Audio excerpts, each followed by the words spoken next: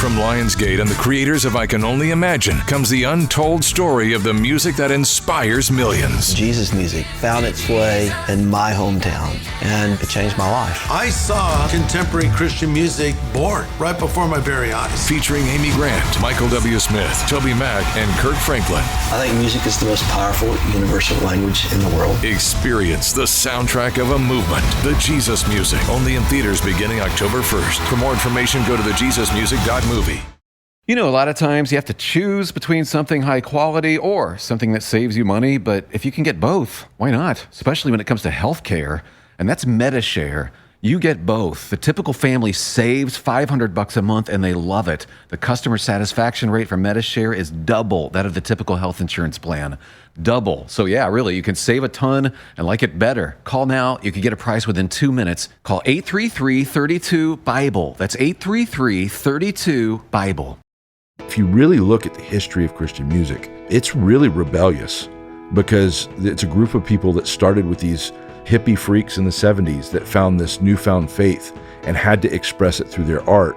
And they didn't have a place that they fit. They didn't really fit the church. They didn't really fit, secular. So they said, we're going to make our own music. And this music was birthed kind of out of rebellion that had a radical encounter with love.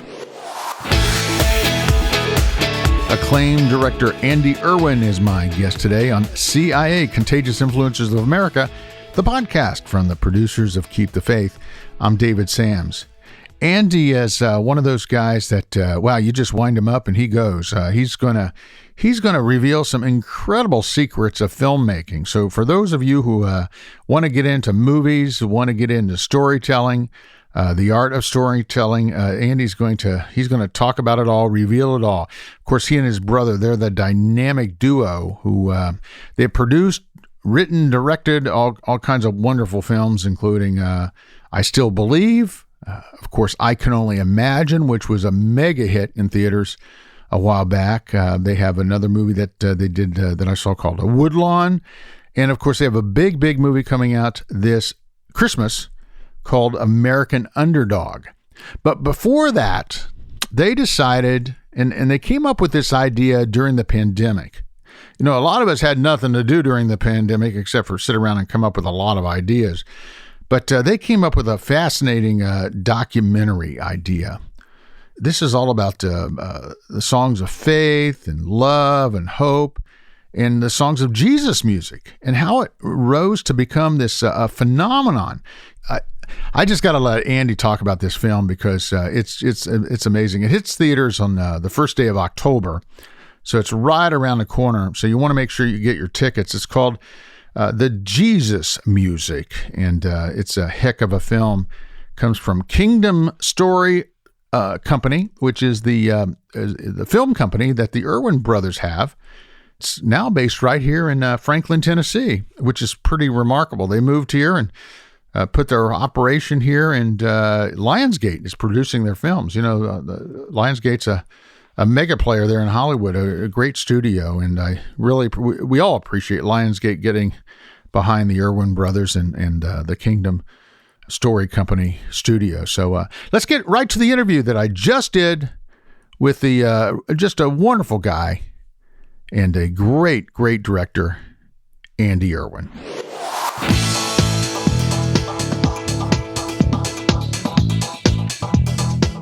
Andy, welcome to the homestead, man. Yeah, man. It's glad to be back with you. This is always a treat to sit down and have conversations. Now, you've never been here, right? I haven't. So John and I, being brothers, always divide and conquer. And so there's always been a rumor that there's not actually another brother because we're never in the same place at the same time. So the last time I think you got John. So this time you get the other half of the equation. Now, because you guys co-direct these things usually, right? Usually, yeah. We explore the stories that we really fall in love with together, we do together. And then we also, look at things that we want to explore separately. But the majority of the time, the bigger films that come along, it's just something we see eye to eye on and we just go for it. So yeah, we're kind of a dynamic duo. So how does that work out with the Directors Guild? Who gets the? Well, everything about anytime we hire a new crew member or cast a new actor, I just say, have you worked with brother directors? And then if they say no, they say, what do we expect? And I say, it's highly dysfunctional in every sense of the word. So a lot of bickering, a lot of fighting, so with the Directors Guild, it's a whole process. It's pretty fascinating. You have to go before, the guild, and you go before the council, and it's like kind of a little bit of like a, Templar Knights type thing where you go in a room and there's a round table of all these really familiar faces that are vetting you, and they ask you all these questions, and they have to give you a special exemption to be a co-director on each project. And so they grill you about how you do your job. It's always a little nerve-wracking, and also I get a little starstruck because, a lot of times it's famous faces that I've looked up to, like asking me how I do my job. So, but we both get credit, but we just have to go and ask for it. That's always fun. I've been in the Directors Guild since 1987. Wow. Yeah, and I remember was 9 years old. So. I remember years ago, I did a project that was that I did on iPhones. Yeah. Wow. And we submitted it. They're like, you can't direct something on a phone. Like, why not? It's always they ultimately accepted it, by the way. Yeah. It's always, especially because of how rapidly things are evolving, with how products are made, like they have to keep adapting the rules. So for years it was, it was frowned upon to be co-directors. I don't know why, but I think that their main issue is they want to make sure that there's one person leading the ship, and a central figurehead, and it's not kind of divide and conquer. But more and more there was just sibling directors, and it became really popular, starting with the Coens. And so we kind of fell into that, and as a result, we get to kind of do our job, a unique way, and it's highly dysfunctional. So let's go back to the beginning. Take me back to your childhood. All right. Yeah. Tell me what that was like.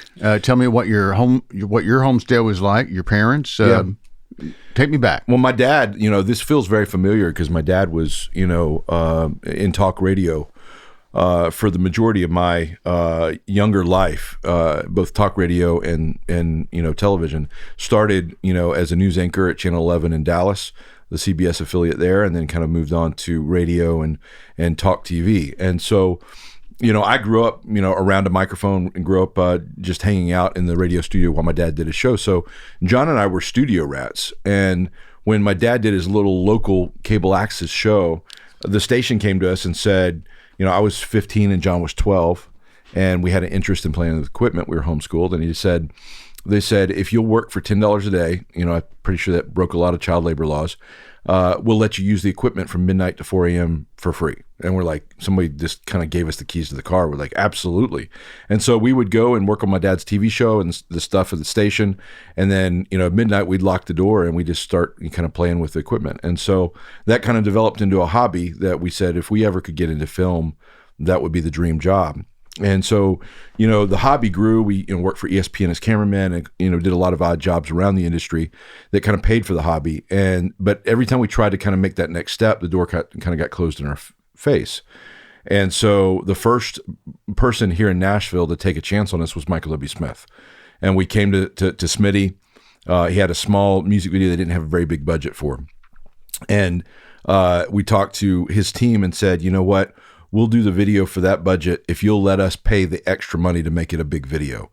So we went out and took a loan for another, $10,000, and then went out and did that music video for him for the song "How to Say Goodbye," and then that was a very popular music video for that year.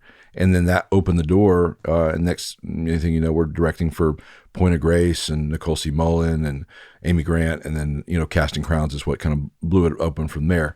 And then we did music videos for years. So our roots were in the Christian music industry, and then we kind of finally made the jump to making our own films, with October Baby being our first, and kind of one step along the way, and kind of struggled forward trying to find our voice and our audience.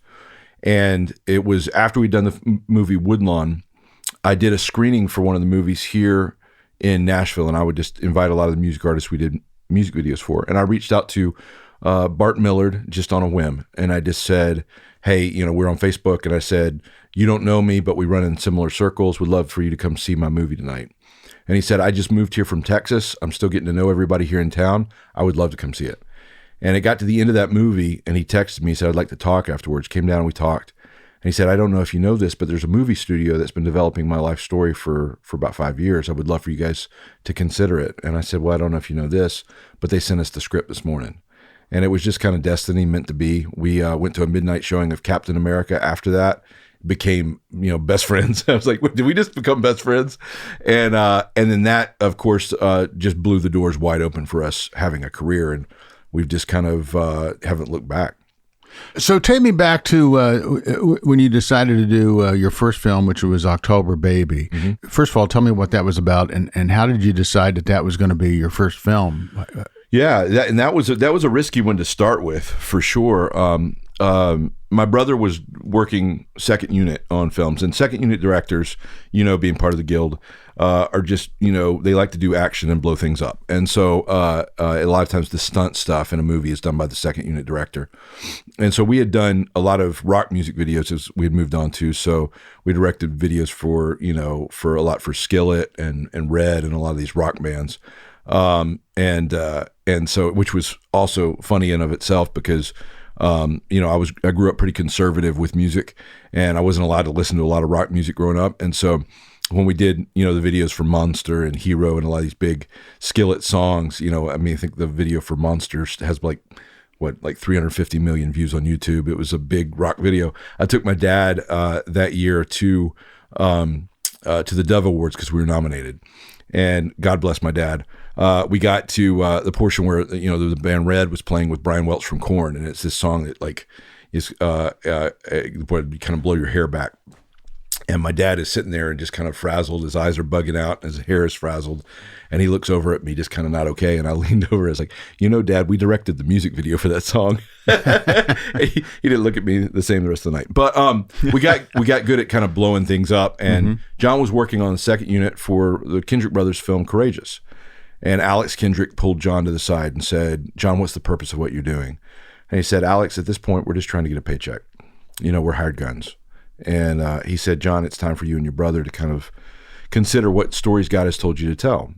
And we had heard a girl share her testimony who lives here in Franklin named Gianna Jessen, and just a phenomenal person that has a very beautiful, redemptive, pro-life story. And just a captivating soul about the circumstances of her birth. And it inspired us so much that John took that story and kind of fictionalized a version of that, of this girl that is trying to find her birth mother, and finds out the circumstances around her birth and tries to go back and find her birth mother. And it's just a story of forgiveness and healing and that type thing. And we raised the money from our family, put it out independently, should have never worked. And God just kind of helped it find its audience. And that opened the door for us telling the stories we wanted to tell. And tell me what your next film was. Was that? It was Mom's Night Out was the Mom's next. Night Out, okay. Comedy is I tell you what, comedy took 4 or 5 years off my life expectancy because it is difficult. It is difficult to make people laugh because it's so subjective. And so Kevin Downs, who's our producing partner, came to us after October Baby, and he said, I need a really good directing partner on the stuff that I'm working on. And we were like, we need a really good producer because we're exhausted. And he said, well, I've got this comedy, Mom's Night Out, I would love for you guys to consider. And I'm like, well, we've got this sports movie, Woodlawn, we'd like you to produce. And so we kind of swapped projects. And so we stepped into Mom's Night Out, and it was something we were living through, all having young kids. It was our love letter to our wives. And Sarah Drew and Patricia Heaton and Sean Astin, Trace Adkins, it was a great cast. But the amount of work to get people to really find something funny is extensive. So we would do test screenings with laugh tracks, and we would do the test screening, and we would record the audience's reaction, and we'd place that under the film as we edited, and we'd say, okay, where are we getting good laughs and where are we getting crickets? So we worked that thing to death, and at the end of that, I was just seeing double. But it was a cool experience. We learned a lot, and we released that with Sony Affirm, and that was a incredible experience. That was a juggernaut on home video after the theatrical release. It did really well. That I'm extremely grateful for those residuals. But that opened the door for Woodlawn, and Woodlawn was really the story we got in the business to tell in the first place. And Woodlawn was about? Woodlawn was a story that I grew up hearing as a bedtime story. I grew up in Birmingham, Alabama. And so my dad, who plays kind of an amalgam character in the film by Sean Astin, he was a chaplain for this team, this high school football team in Birmingham, Alabama in the early 70s. And in the last part of integration in Birmingham, it was one of the final schools to integrate. It was a traditionally proud kind of white school that was one of the last to integrate. And because of that, there was a lot of violence, so much so that the FBI threatened to shut down the school. And in the midst of that, there was a football coach that just had a losing situation and had this team that he's trying to get to work together. And then this movement that started in California swept the South called the Jesus Movement and hit this school, and this revival broke out on this football team.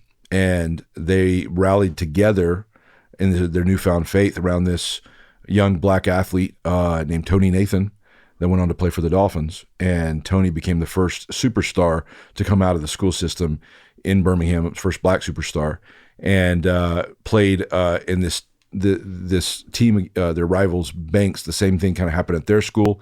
And then the two teams faced in 1973 in Birmingham in the largest high school football game in the history of the Southeast. 60,000 fans in the stands, 10,000 people waiting outside, can't get in. And it just became this seminal moment of kind of the era. And so it was a story that my dad would act out in the bedroom, and would kind of play all the parts and run up and down the sidelines, kind of telling the story in the bedroom. And so John and I always thought that was larger than life. And so that was the story that we said, if we ever get to make movies, that's the one we want to do. And that was where we really kind of found our voice. It was not as successful as some of the other films that we've done as far as box office, but it was our first A+ cinema score, and those are very difficult to get. It means that the audience really connected with it. There's only about one or two A+ cinema scores a year. It's based on exit polls from the theaters, and that was our first. So we said, that's the DNA of the stories we want to tell. We found our song to sing. Now we just want to go around the block one more time and tell that kind of story. So we fell in love with underdog stories, which is what led to I Can Only Imagine. DNA is exactly the same. Somebody that finds their voice, an underdog character, and this redemptive healing that comes around it. One was about a community and one was about a father and son. But same kind of story, but that's where it really kind of sparked, and that was our second A+ cinema score. So then I Can Only Imagine came next, right? Right. And that did what?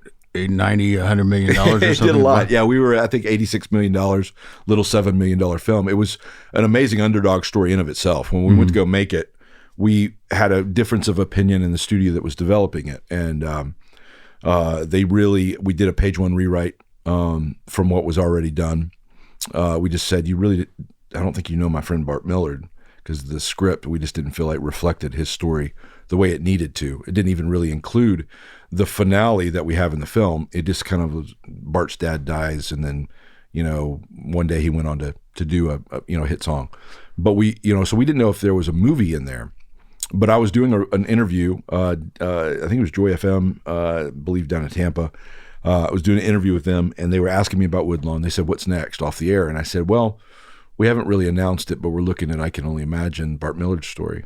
And the guy says, oh my gosh, I was at the Ryman that night when Amy Grant pulled him up on stage and gave him his song back. It's the most magic thing I've ever seen in music.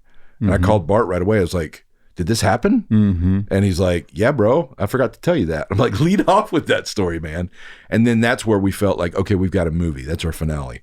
For the folks listening, explain that whole thing that you just said. That maybe they're one of the few people that did not see the movie. Yeah, go ahead. Yeah, for those that didn't see it, it was this amazing moment. And for anybody that knows Amy Grant, Amy is one of the saints in our industry. The amount of people, she's influenced, I think, is probably second only to Bill Gaither. And just the stories behind the scenes of the selfless acts that woman has done, including the impact she made on our career. So when we heard the story, I lit up because I absolutely adore Amy Grant. But the story was, when Bart was a struggling artist, he wrote this song for his dad.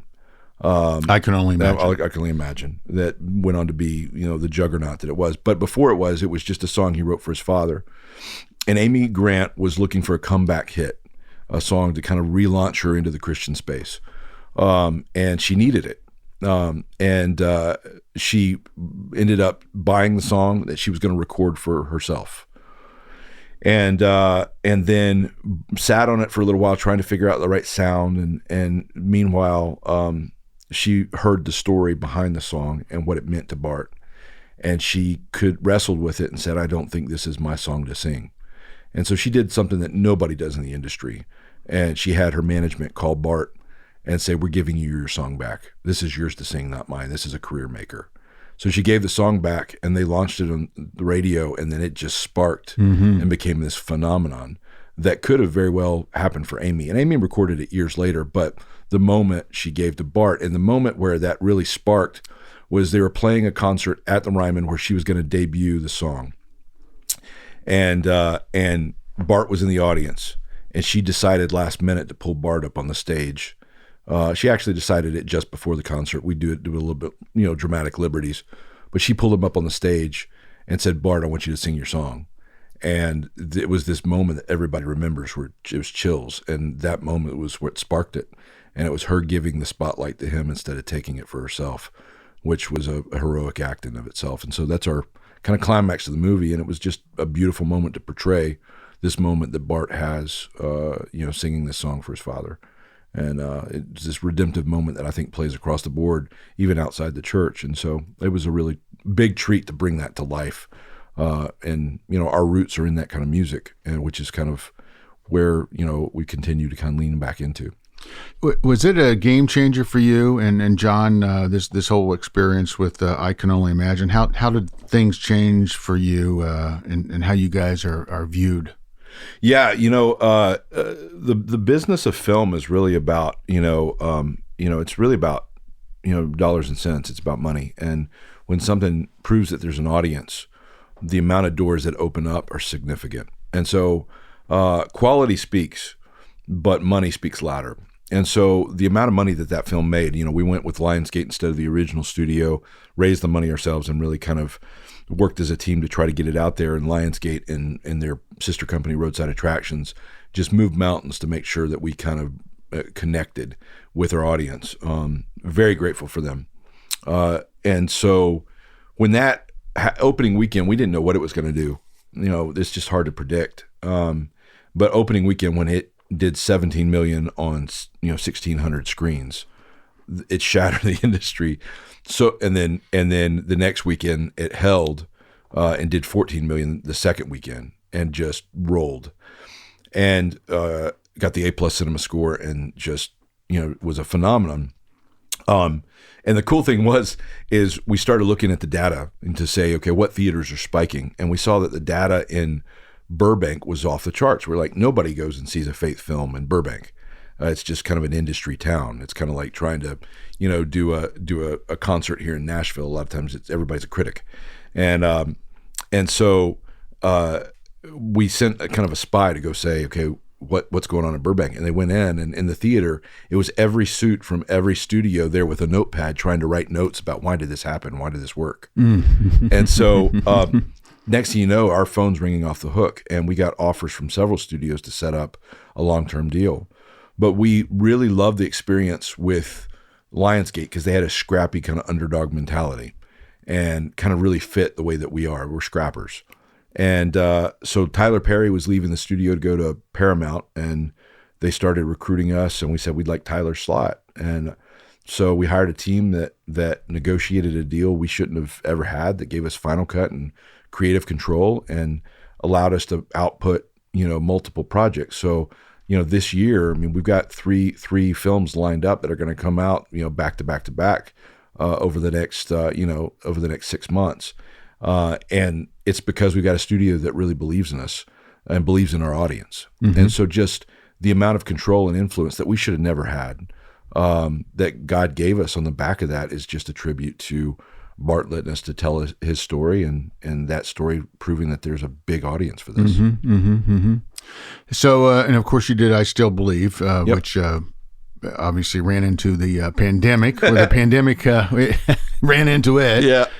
That came out the week that the Everything shut down. Everything shut down. Yeah, that was, I think that's a documentary in of itself. When we stepped into telling Jeremy's story and we decided to do another music movie, we just fell in love with the love story there. And I'm so proud of that movie. That's Jeremy Camp. Jeremy Camp. Yeah. So it's Jeremy and Adie Camp and just the story of his first wife, Melissa, and her battle with cancer. And it was just a beautiful love story. Really proud of the final product. But the weekend we came out, we were surging. We did the Tonight Show with KJ Apa, the star of the film, and KJ went and just did a great job. And all of a sudden, our data is showing that we're spiking, we're trending in the right direction, and everybody was really excited. And we got a call from Lionsgate saying, be prepared for possibly your first #1 weekend to win the weekend. And we went to we did a screening here in Nashville Wednesday night. And at that screening, I walked past Bart Millard, who congratulated me on the way in the door. And on the way out, he's looking at his phone and he holds it up and it says NBA shuts down. And he said, you might have a problem on your hands, man. Mm-hmm. And I'm like, oh, it'll be no big deal. Mm-hmm. Friday, we had our first #1 Friday. We won Friday, beat Pixar that Friday, the Pixar animated film that had just come out. And by Tuesday, every theater was shut down in the country. Mm. So it was, we got hit. What are the chances, right? No, it was like, we got, buzzsawed by a pandemic, and we weren't the only ones affected. I mean, everybody was struggling in their own way. So by no means did we get the raw end of that deal. But, it was definitely a moment where it was shocking. There's not a lot you can control with it. So we fought hard to get it out other ways, got it out to its audience and saw people respond to it in their own way. And, and I'm really proud of how it all turned out. But it was definitely something that I'll never forget because it was one of those, historic moments to kind of be a part of, to, wrap your head around. It's pretty wild. So these next couple of projects that you have coming out this fall and Christmas time, let's talk about those because obviously you have a heart for Christian music and you have a heart for good football stories. Yeah. So let's talk about the one you have coming out here in this fall. Yeah, we were like a kid in a candy store because we got to tell the stories that we absolutely love and got to tell them back to back. So, time stood still for about 6 months and then all of a sudden it kind of hit triple time and we're working around the clock. So, the movie that is coming out in the fall, we were sitting around and trying to figure out, okay, what story do we tell now? Well, the pandemic has shut us all down. And we had a brainstorming session at our office and said, what story can we tell? And Josh Walsh, who runs our company, Josh said, nobody's ever looked at like the history of Christian contemporary music, kind of the way that Ken Burns did with country music. And nobody's really kind of explored that storyline. And for the first time in history, every music artist is off the road at the same time. And most of them are about 5 miles from our front door. And we said, that's interesting. So we reached out to Michael W. Smith and Amy Grant. And we said, if we were to tell this story, is this a story you guys would want to tell with us? And they said, absolutely. And so they signed on as executive producers with us. And we went and sat down and interviewed Amy first. And Amy was, about 2 or 3 weeks away from having her open heart surgery. And not many people knew that was coming up. And we were privy to it because she's a friend. And so we actually set up and interviewed her through the window of her house and set up all the gear to interview her and had an intercom system between the two. So we kept her safe from any exposure to COVID. And I conducted the interview through the window, and she was just at a place in life where she was very reflective because of where she was at. And she gave one of the most vulnerable interviews that I've ever heard a music artist give. And it set the tone for the whole documentary. And all of a sudden, everybody started saying, I want to be a part of that. I want to be a part of that. And 100 artists later, we had gathered the most information about this genre of music that I think had ever been gathered, about 400 hours of raw interviews. And we just had this plethora of resources. And as we kind of looked into the story, there's one thing that from the outside you can say that to be a Christian artist is to be, considered part of a niche, kind of genre that can be qualified as churchy or sometimes at points cheesy, that type thing. But if you really look at the history of Christian music, it's really rebellious because it's a group of people that started with these hippie freaks in the 70s that found this newfound faith and had to express it through their art. And they didn't have a place that they fit. They didn't really fit the church. They didn't really fit, secular. So they said, we're going to make our own music. And this music was birthed kind of out of rebellion that had a radical encounter with love. And they begin to tell their story starting back in the 70s. And we kind of trace that narrative thread of these radical trailblazers, these Jesus freaks that had to sing about what they had experienced. And so everybody from, Amy and Smitty to Kirk Franklin to Toby Mac to, sitting down with, Michael Sweet from Stryper to the kind of the new current generation with Lauren Daigle and Lecrae and for King of Country. It just was kind of this gamut of start to end, kind of the history of Christian music. And it became this documentary we called The Jesus Music. And I've never been more proud of a project. It's kind of our love letter to the music that shaped our career. And so I can't wait for the audience to experience it. It'll be out in theaters October 1st. And it's gonna, then probably move over to Hulu after that. So it's really exciting to kind of release this story for the music that we love. What was the biggest surprise that you learned during that whole process of these 100 or so interviews? I think the thing that was surprising even to the artists themselves is how interconnected kind of the world was with this music. And I think, there's several topics we explored, but a lot of them influenced each other. And it was just amazing to hear these stories of the origin of the songs that we love. And so the same thing that you kind of get to discover these moments like we do with I Can Only Imagine of the history behind the song that kind of really impacted you. We get to do that over and over again with these kind of moments. And so, some of the people that got impacted by each other. So, one of the storylines that we kind of, found out as we did the interviews is Eddie DeGarmo with DeGarmo and Key, legend in the music industry, shaped some of the best Christian rock in the 90s, and then was a legend as a performer before that. Kind of one of the initial Christian rockers. There was this 14-year-old kid that came to one of his concerts, and his dad or his grandfather pulled aside Eddie afterwards and said, I've always preached against your music. I'm a pastor, but my grandson just lost his mother to cancer, and he's struggling. He's 14 years old, and you're his favorite artist. Could you meet with him? So he meets with this kid, sits down with him, and the kid's like, why did God take my mom? And they have this moment where he kind of helps the kid work through it. Doesn't think about it. Years pass, 10, 15 years pass. And Eddie is now in charge of Forefront Records. And this CD comes across his desk for a demo, and it's a rock demo. And he picks it up and it's like, wow, this is great music. Who is this? And they're like, it's that kid that you met with, 10, 15 years ago. It's this guy named John Cooper, this group called Skillet. And he's like, oh my gosh. And he ends up signing him. And it's just this interconnected history of the music of these trailblazers. It's just really romantic. And the other thing that was really cool to explore is just to explore the humanity of what makes an artist. And as a Christian artist, what we love about artists is also what I think the audience rails against about them. And we had this really beautiful sit-down interview with Bill Gaither where he explores that topic in a really raw fashion. And Bill is kind of at that stage in his career where he just lets it all hang out. And he gives an interview that was one of the treats of my career, to just sit there as a fly on the wall and listen to him talk.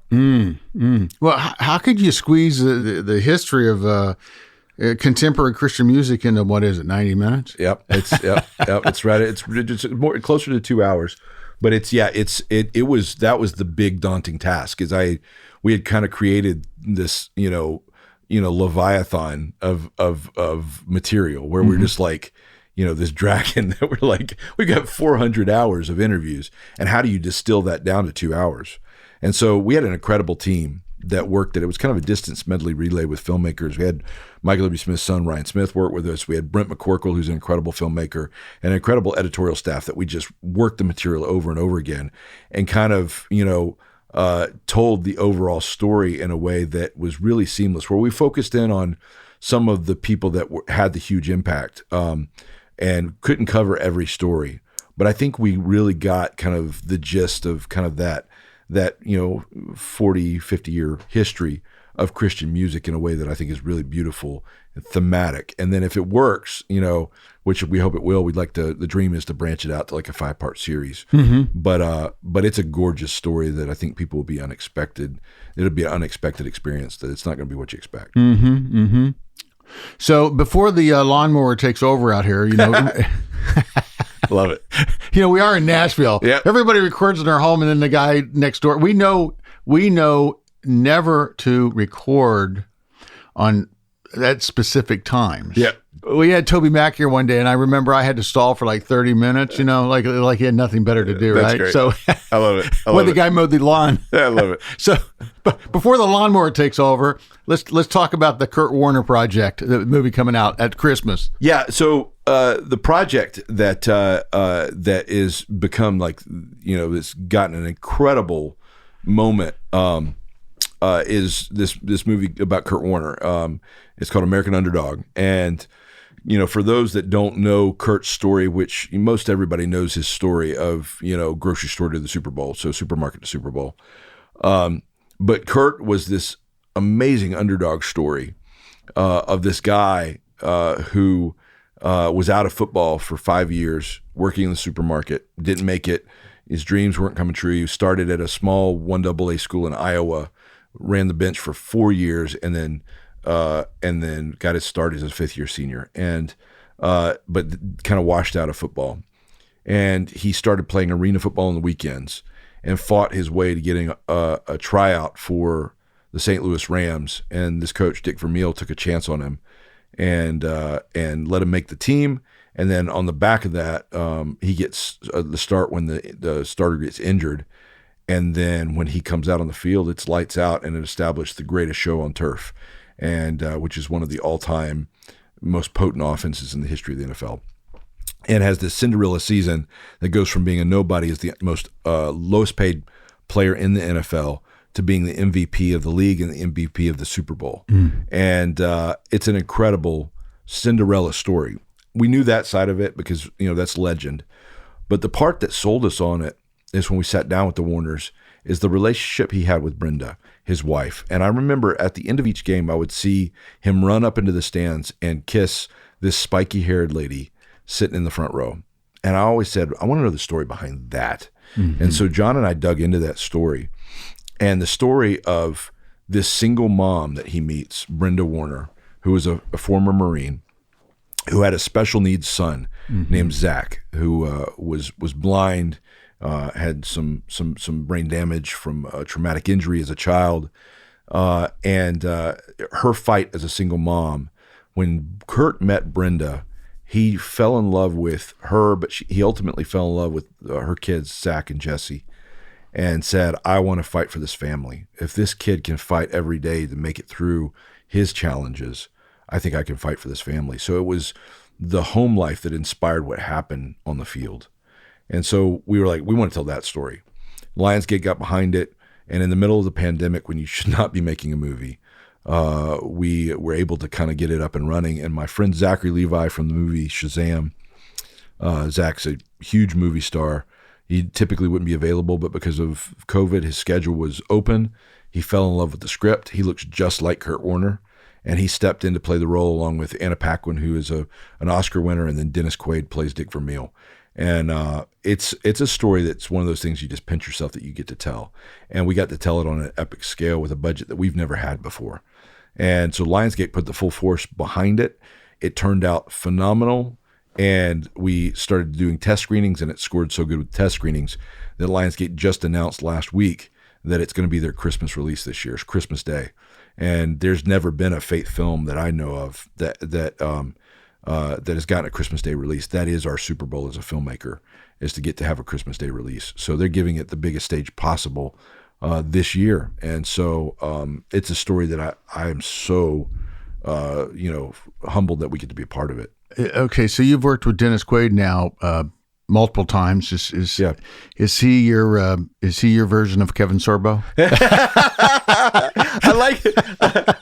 I like Kevin Sorbo. He's a good guy. I would like to think of Dennis more as our Michael Caine. Okay. So Dennis is one of those guys that I fell in love with working with on.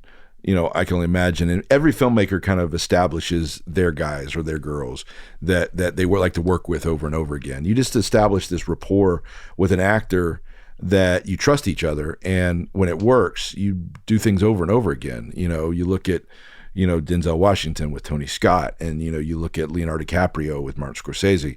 Well, Dennis, I just fell in love with working with him, and we got each other. And so after I Can Only Imagine, we'd been looking for projects to do together. And so when it came to American Underdog, he kept texting me and like, okay, coach, tell me, put me in, coach, I'm ready to play. And I sent him the script, and Jon and I had, talked about it. And then we said, when we sent it to him, I said, Dennis, I'll let you play any character in here you want that makes sense. But I think there's something special when an icon plays an icon. And I put a highlight reel together of Dick Vermeil. And he watched the highlight reel and he said, I want to play that guy. Mm-hmm. And so when he stepped on the field and with the gray hair and those glasses and having that NFC championship ring from the Philadelphia Eagles, when he stepped on the field, it was a chills moment because it was like, it put the film on a whole nother scale. So yeah, I'll work with Dennis as long as he wants to work with me. And so, every time I do a film, one of the first people I think of is where can I put Dennis, along with some of the other, people that I get to work with. Like I would love to work with Gary Sinise again. He's a hero of mine. And, and I would love, there's any of the actors that we've had a good experience with, I would love to. So, but Dennis is at the top of that list. That as a filmmaker, like I just let him do his thing. It makes me look good at my job. So when you decide what to put together, what project to focus on, what to go pitch, and what you want to make, what are the elements that you specifically look for? For us, the stories that we're attracted to, they say that every filmmaker finds their song to sing and then they sing it over and over again. So you find kind of your theme that you like to explore. Like Steven Spielberg, all of his movies are about the exploration of a family splitting apart and then having to come back together, because the most seminal moment of his life was his parents' divorce, and the best moment of his life was when they came back together as a family. So for us, being kind of scrapper underdogs from Birmingham, Alabama, we really love underdog stories. We like true stories. And we also love stories that put like a human perspective on redemption, and they point towards redemption. And as Christians, we feel like that's really the heartbeat of what drives what we believe, but also we feel like that's a universal opportunity to connect with a broader audience and be able to put the gospel out there in a way that is unexpected. And so, after we did I Can Only Imagine, we met with a studio for a project they pitched us. And on the way to the elevator, this young executive is walking behind us. And when we went to get in the elevator, I turned around to say goodbye, and I looked back and he had big crocodile tears in his eyes.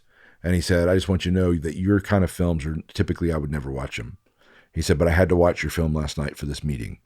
And he said, I can't get away from the fact that Dennis Quaid, his character, is my dad. And I can't stop thinking about it today. That's an opportunity to plant that seed of redemption. And we try to find something that is broadly relatable outside the church walls that just points back to that simple idea. And so redemption stories, underdog stories, true stories, that's really kind of the DNA. There's places where in venues where that really takes hold in a real natural way.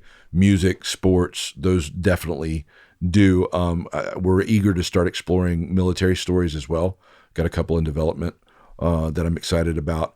But we just look for those kind of stories, and then when we get a chance to tell them, those are the songs that we sing really, really well. What is the one story that you would love to do that you don't have a chance at doing? I can give you a laundry list of them. Yeah. There's got to be that big one that you go, man, if we just had the checkbook. Yeah. There's ones that are untouchable, that I would, love to do or redo, but you don't even touch them because it's a sacred cow. Like so what? Like for instance, like if I could ever remake, Casablanca or It's a Wonderful Life, I'm obsessed with the spirit of Frank Capra. So It's a Wonderful Life for me is like a holy grail. Mm-hmm. But it's also one that's so perfect you don't touch it. Mm-hmm. And it would be all downhill from there. Like I would just screw it up. But the spirit of Frank Capra, that optimistic spirit, another underdog as an immigrant, and kind of that scrapper spirit that just finds hopeless optimism. It's a Wonderful Life for me is on my perfect movies list. Mm-hmm. So, I mean, who would you replace Jimmy Stewart with? Oh, I don't know. I think it would have to be somebody like Tom Hanks. I think, you're trying to find somebody that has that spirit. I mean, I think, like a John Krasinski kind of guy or somebody like that. But I mean, Jimmy Stewart is just, I remember I sat at one time at an awards banquet with Jimmy Stewart's daughter, and she was presenting an award that night, and we were sitting next to each other. It was in Indianapolis, Indiana. And I just sat down and I just picked her brain the whole night about stories about her dad, and just, hearing her kind of describe, what made her dad tick and that type of thing. So like, that story is just one of that's on my perfect list that I would love to do, but out of reverence for it, I don't want to screw it up. I remember years ago when I lived in West LA, I went to church in Beverly Hills one Sunday, and I actually took my mom with me, and I'll never forget Jimmy Stewart walked in and went to church, and I'm like, oh my gosh. Oh, wow. That's awesome. That's so cool. Oh my gosh. I would pass out. Like, he's one of my favorite actors of all time. I just feel like there was something so relatable and such an everyman about him that, to have worked around him would have been just a treat. But, it was just a whole nother generation. But, on It's a Wonderful Life, he was dealing with post-traumatic stress, having just come home from World War II. So a lot of those scenes where you had this raw emotion that came out of him in that movie is him processing flashbacks that he was having of his war experience. And both, he and Frank Capra, the director, had just come back from the war. And so a lot of that poured into the movie. And then when the movie came out, it wasn't a success. It didn't do well, but it was just such a classic that good movies find their audience. And over the years, people started watching it over and over again as it began to release on different platforms over the years and have re-releases, and became a holiday hit, and has gone down as a legendary movie. So that's one of those romantic ones that I would love to see that remade, but I also would say don't touch it. My first crush. My first TV crush was Donna Reed. Donna Reed. And then Barbara Eden came next. Well, they might be out of my age range, but Donna Reed was an incredible actress and a beautiful lady, just so classy. There's an old John Wayne movie called They Were Expendables that she was in that I loved. So I was raised on the classics. So like I kind of more conservative background.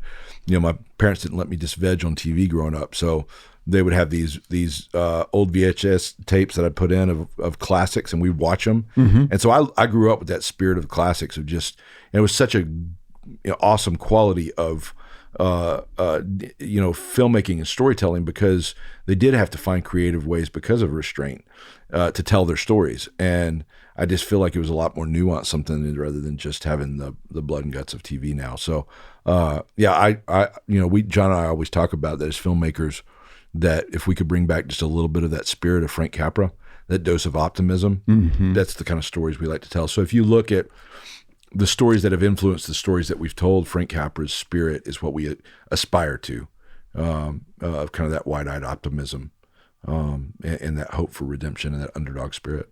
How do you think the film business has been impacted and changed by the pandemic?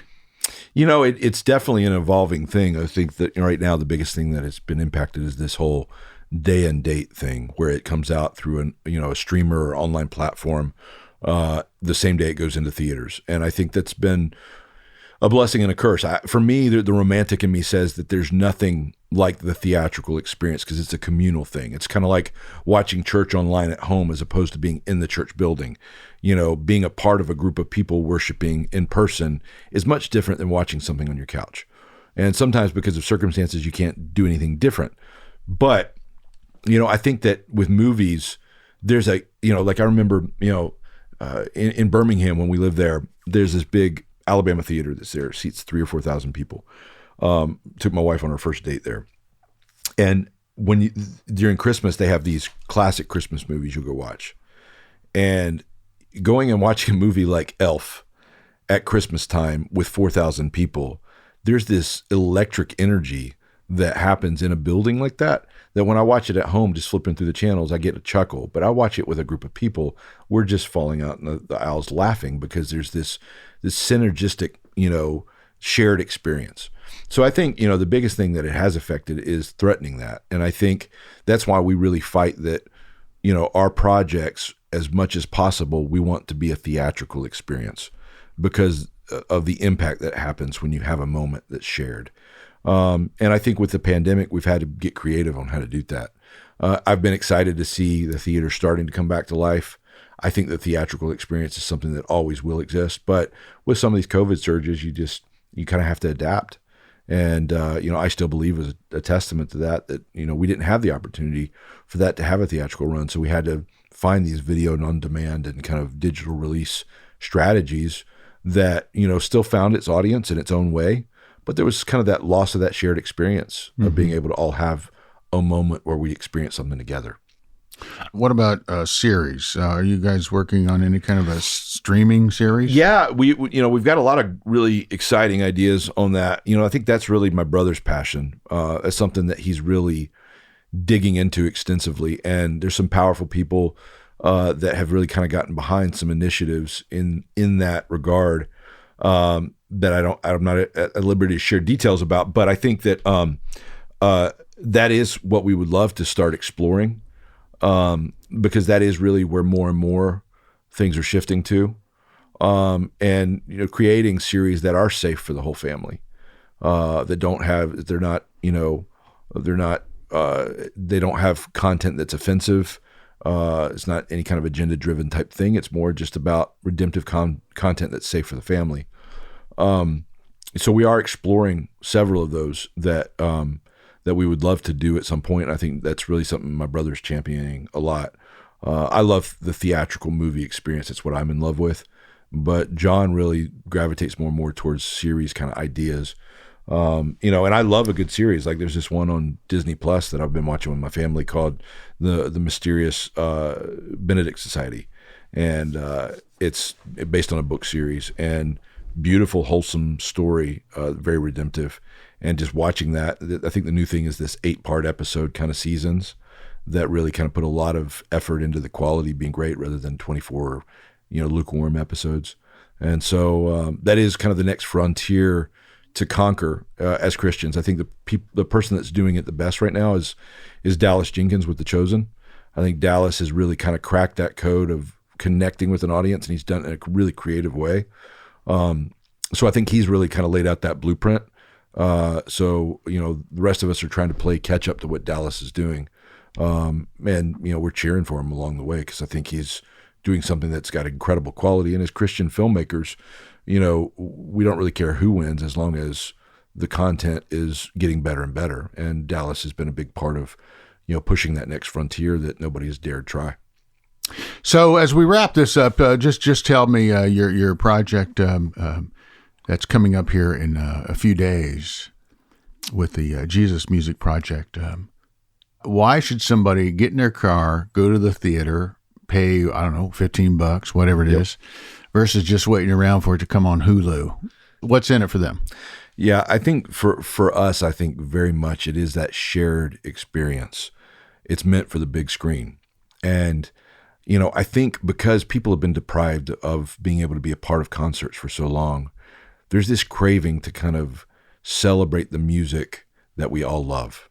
And there's been something that's been robbed from us from sitting at home and just listening to it on our computers for a year and a half. And I think the ability to be a part of an opening weekend where we all get together and say, remember this music that we love, that I think kind of elevates it. That's a shared experience. That's very, very much a communal kind of worship kind of experience, and experience the stories behind it. And I think a big part of what allows us to continue to do what we're doing is the impact that we make in the box office. Because like I said, what Hollywood pays attention to is not always kind of quality. It is about the bottom line and the money. And if they see that there's an audience that makes enough noise in the theaters, they allow us to make more product. And so a big part of what allows it to kind of continue and grow is that noise. Your movie ticket is your voice, it's your vote. And so don't give it away. But I think the reason why this is worth getting in your car and going right away to watch at the theater is it will be a communal experience for your church group, for your family, that will leave you reminded and refreshed by the music that shaped your life. Well, Andy, thanks so much for stopping by, man. This has been fun. I wish you much success with this project and with the Kurt Warner movie. And we love being a part of it, and we really appreciate you. We love your voice. We love what you do, and We love the stories that you highlight. So thanks for letting us be a part of your show once again.